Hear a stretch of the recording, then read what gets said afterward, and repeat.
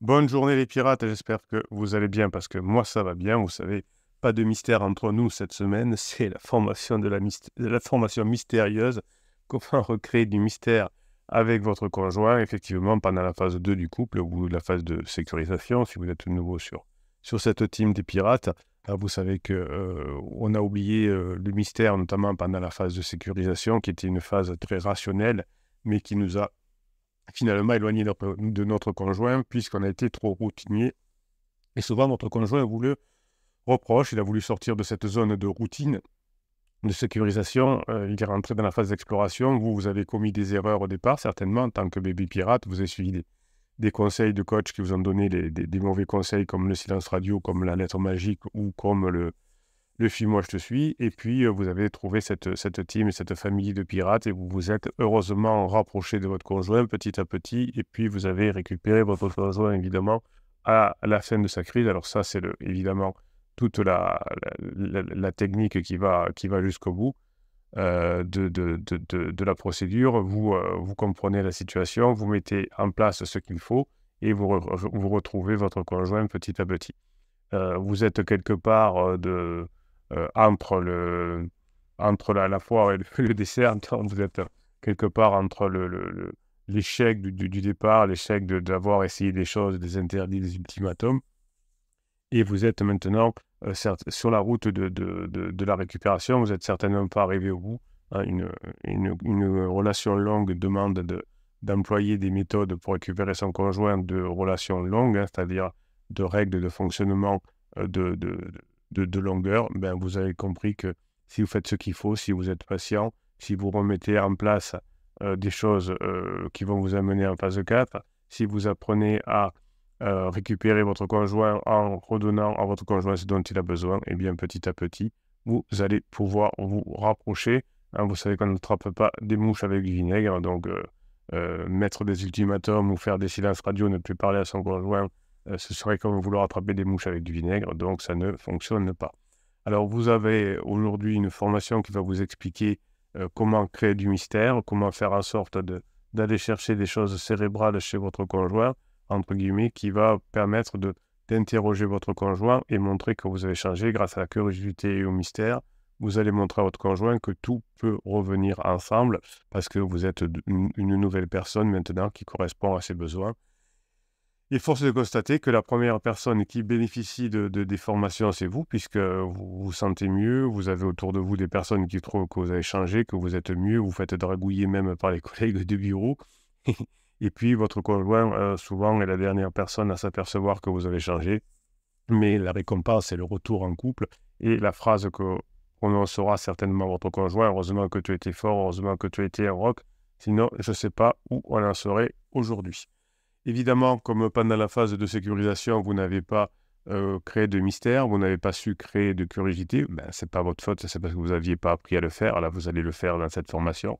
Vous avez constaté une baisse de désir de votre conjoint qui était liée à la phase de sécurisation et à ce que j'appelle un phénomène psychologique d'habituation, hein, comme la marée. Les sentiments amoureux connaissent des hauts et des bas. Après la passion des débuts, vous avez eu la période plus calme de sécurisation où l'habitude s'est installée peu à peu. Aujourd'hui, vous en êtes sorti grâce aux formations, mais si on prend du recul pour analyser scientifiquement le phénomène de l'habituation, vous verrez que ça va vous faire tilt et surtout, ça va vous donner envie de créer du mystère chez votre conjoint. Donc, au niveau neuronal, notre cerveau s'accoutume à la présence constante de son compagnon, de son mari, de sa femme.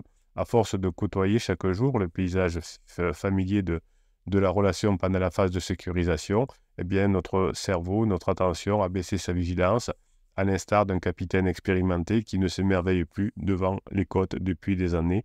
Évidemment, le capitaine des pirates s'émerveille chaque jour de, de vos progrès, et je n'ai de cesse d'abord d'être émerveillé par la beauté de la nature et de votre joie de retrouver votre couple, mais aussi je suis toujours émerveillé de voir que finalement les situations sont pratiquement copiées-collées avec des pirates qui ont des traversées du désert à un moment donné, et puis les personnes en crise qui disent presque les mêmes mots, même moi, je t'aime plus, c'est fini, je ne reviendrai pas, c'est trop tard, je vois que tu as fait des efforts, mais c'est trop tard. Enfin, voyez, toutes ces choses-là, vous apprendrez à vous émerveiller au fur et à mesure d'ailleurs des formations, puisque garder son émerveillement permet de récupérer son conjoint, de montrer que l'on est une belle âme, entre guillemets.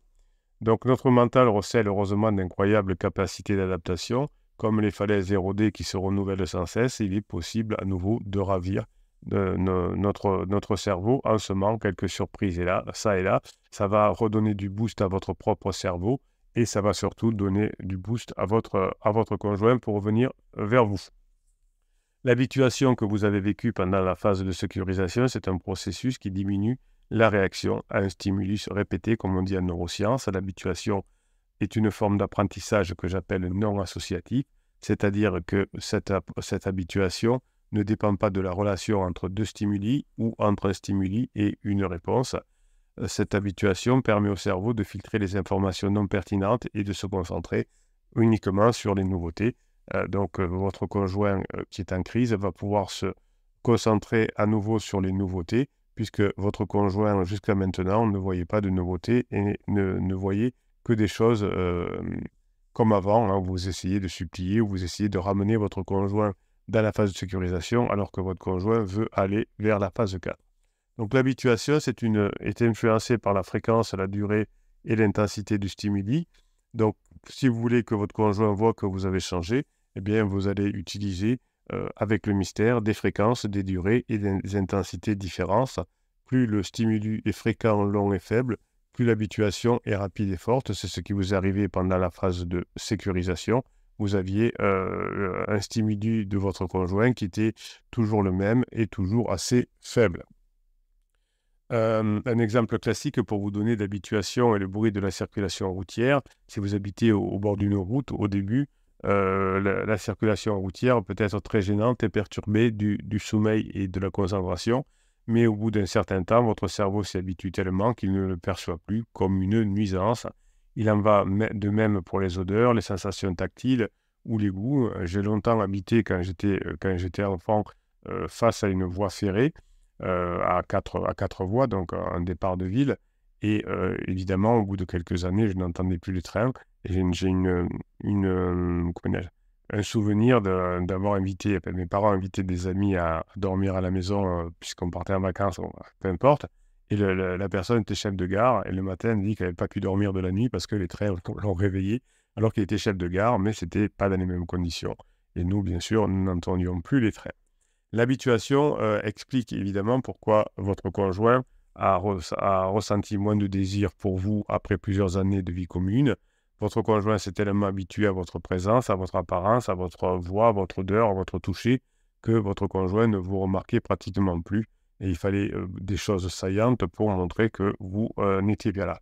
Que vous étiez là, pardon, et que vous avez changé. Donc le mystère va permettre de remettre en selle cette notion de désir, puisque votre conjoint ne considérait plus votre présence comme une source de plaisir, mais comme un élément familier de son environnement.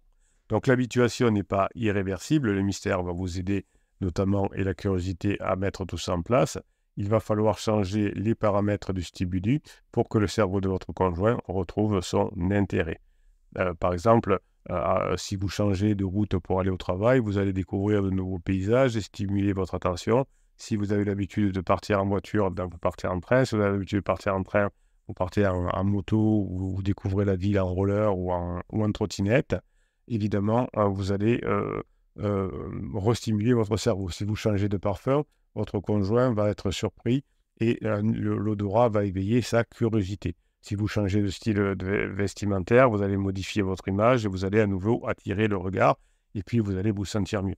Donc pour rester jeune, entre guillemets, et pour comprendre comment stimuler à nouveau le cerveau de votre conjoint, eh bien, vous allez avoir des variabilités de stimuli qui va contrer l'habituation et qui va réactiver le désir. La variabilité du stimuli que vous allez mettre en place grâce au mystère consiste à introduire des changements dans les caractéristiques du stimuli habituel. Le mystère va faire réfléchir votre conjoint, va dire « Ah, tiens, c'est pas comme d'habitude, qu'est-ce qui se passe, pourquoi il fait ça, etc. » Donc vous allez changer les stimuli dans la forme, la couleur, l'intensité, la fréquence et la durée. Si vous appelez votre conjoint tous les jours à 20h, eh bien, il y aura une fréquence, une couleur, une intensité, une durée qui va être très faible. Si vous changez les choses, vous pourrez créer de nouveaux stimuli. Grâce à cette formation sur le mystère, vous allez redécouvrir finalement comment créer des stimuli beaucoup plus variables et tout ça va contribuer à provoquer des réactions de surprise chez votre conjoint qui va réévaluer le stimuli et lui accorder plus d'importance. Jusqu'à maintenant, vous étiez devenu transparent, entre guillemets, et pansement était devenu très saillant puisque, évidemment, pansement avait une forme, une couleur, une intensité, une fréquence, une durée différente de vous. Et généralement, votre conjoint choisit un pansement opposé, plus jeune, plus différent. Peut-être parfois, si vous étiez trop dans la sécurisation, ce sera quelqu'un qui va donner de l'aventure.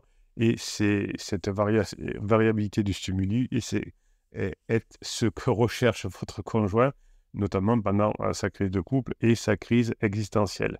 Donc, le fait de changer de votre côté, d'aller vers des moments de changement intenses liés aux formations que vous avez mises en place, va provoquer finalement de la surprise et du mystère chez votre conjoint. Et cette variabilité que vous mettez en place va changer les stimuli dans le cerveau de votre conjoint. Et ceci va solliciter d'autres zones cérébrales, comme celles liées à la mémoire, à l'émotion et à la créativité. Quand vous faites toujours la même chose, vous allez impacter très faiblement votre conjoint et surtout, votre conjoint va se rappeler des souvenirs du passé, des souvenirs qu'il juge ou qu'il évalue pas terribles. Donc, par exemple, vous allez vous amuser à avoir un rôle différent, à un rôle d'acteur. Vous avez une formation qui s'appelle comprendre le rôle d'acteur, hein, jouer le rôle de sa vie. Donc, vous allez pratiquer les jeux de rôle où vous allez changer votre personnalité. Vous allez vous mettre, alors quand votre conjoint n'est pas là au début, si vous voulez, puis face à votre conjoint, parce que c'est le but, mais aussi vous allez vous amuser à avoir des personnages différents devant notre personne. Quand vous êtes à votre travail, vous n'avez pas le même personnage quand vous êtes avec vos voisins ou avec vos enfants ou avec votre conjoint. En tout cas, vous allez vous amuser à avoir différents personnages de vous avec des scénarios, des décors, voire même des costumes, des habits différents. Le jeu de rôle crée une situation nouvelle et excitante pour vous et puis pour votre conjoint. Votre conjoint va redécouvrir votre personnalité sous un angle différent. Le jeu de rôle est aussi quelque chose pour vous qui va stimuler votre créativité, votre fantaisie, votre humour, votre imagination. Et l'imagination, la fantaisie et l'humour sont des ingrédients essentiels du désir. Comme vous allez changer, vous allez créer de nouveaux scénarios de vie avec votre conjoint, vous allez ressusciter le désir chez votre conjoint. L'habituation est un phénomène psychologique qui explique la baisse du désir de votre conjoint vers vous, après plusieurs années de relation, évidemment. Donc la variabilité est un moyen efficace pour retrouver le désir et renouer avec l'excitation de votre conjoint par la découverte de nouveaux pans de votre personnalité. Avec le temps, il a été facile pour votre conjoint de s'habituer à vous. Vous étiez presque comme un meuble dans la maison où vous déjeuniez de la même façon le dimanche, où vous dîniez de la même façon la semaine. Et finalement, vous allez remontrer à votre moitié, à votre chéri, à votre à la personne qui vit avec vous, que vous êtes une mine de richesse insoupçonnée, que l'habitude vous empêchez de montrer à votre conjoint. Votre conjoint va voir en étant saillant, grâce au mystère notamment et à la formation de cette semaine que vous retrouvez dans le catalogue des formations en descriptif de cette vidéo. Vous avez plus de 150 formations qui vont vous permettre finalement d'endosser un nouveau rôle et votre conjoint va vous voir comme un voyageur débarquant dans un pays inconnu. Votre conjoint va être à nouveau saisi d'émerveillement grâce au mystère devant chaque détail. Évidemment, comme vous allez être nouveau et qu'il va y avoir du mystère, votre conjoint va se comporter comme un archéologue qui dévoile patiemment les strates d'un site enfoui. Il va s'efforcer de déterrer délicatement les facettes dissimulées de votre nouveau comportement. Vous avez des nouveaux centres d'intérêt.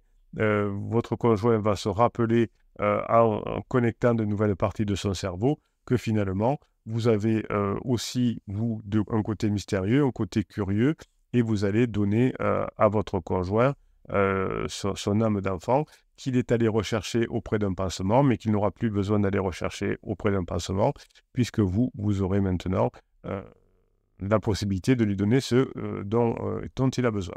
Donc finalement, grâce à ces nouveaux rôles, grâce à ce mystère, grâce à cette curiosité, grâce à ce nouveau personnage que vous mettez en place au fur et à mesure des formations que vous mettez en application, va redonner place à des conversations spontanées, badines, enrichissantes, qui rythmaient jadis les premiers rendez-vous que vous aviez avec votre conjoint, puisque vous vous découvriez à l'époque, vous aviez des choses à raconter sur votre passé. Eh bien là, vous allez pas raconter des choses sur votre passé, mais plutôt sur l'avenir. Donc la découverte de l'autre est un moyen de renouer avec l'excitation et de ressusciter le désir chez votre conjoint. La découverte de vos changements permettra à votre conjoint de s'intéresser sincèrement à vous. Quel est ce changement mystérieux? Votre conjoint aura besoin de savoir, il va réfléchir, il va être focalisé sur vous, il va se poser des questions, hein. Il va poser des questions ouvertes à vous aussi, vous allez vous écouter attentivement, vous allez vous faire des compliments, vous allez vous exprimer et vous allez témoigner de la reconnaissance. La découverte de l'autre permet de renforcer le lien affectif, de valoriser l'estime de soi, de stimuler la confiance, de favoriser le partage, de créer de la complicité. C'est ce que vous souhaitez retrouver avec votre conjoint.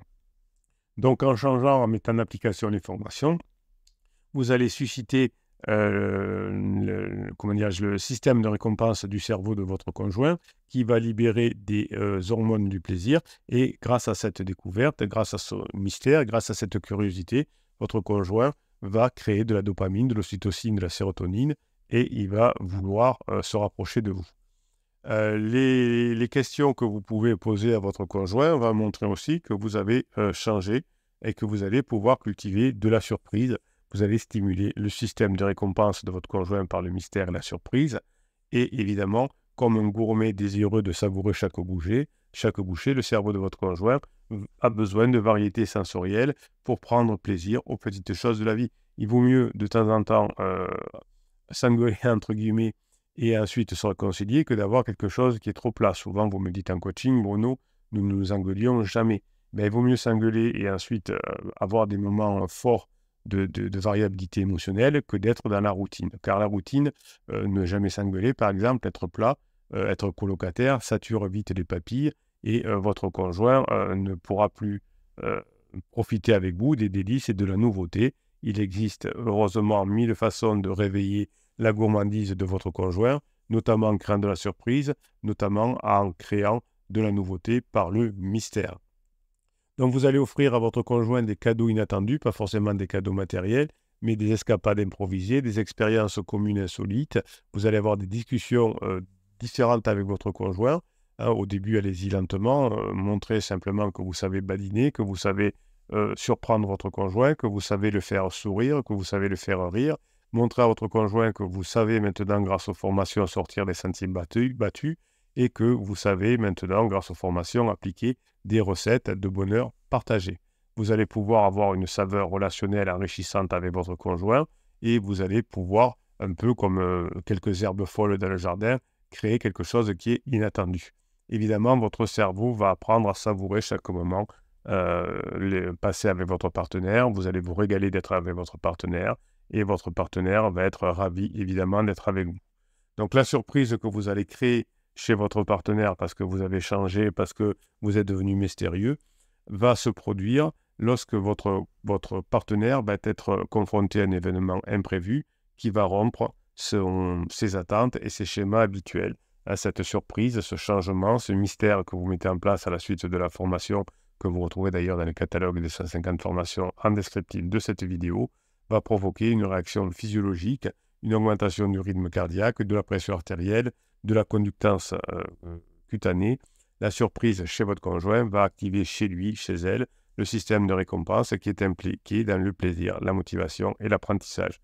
Ce système de récompense va libérer des neurotransmetteurs comme la dopamine, et votre conjoint, grâce à ce mystère, grâce à cette surprise, grâce à cette créativité, va vous faire ressentir des choses extraordinaires, puisque votre conjoint va ressentir lui-même à nouveau de la joie, de l'excitation et de l'anticipation.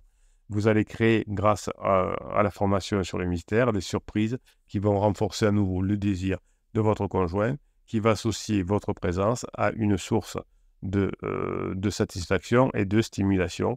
Hein, vous savez que vous avez vécu peut-être le calendrier de l'Avent pendant les périodes de fête. Eh bien, c'était chaque jour, on ouvre une petite fenêtre et on a une surprise à l'intérieur pour préparer Noël. Voilà. Je vous souhaite une journée exceptionnelle. Je vous souhaite la journée que vous méritez. Je vous souhaite de travailler pour mettre en application les formations.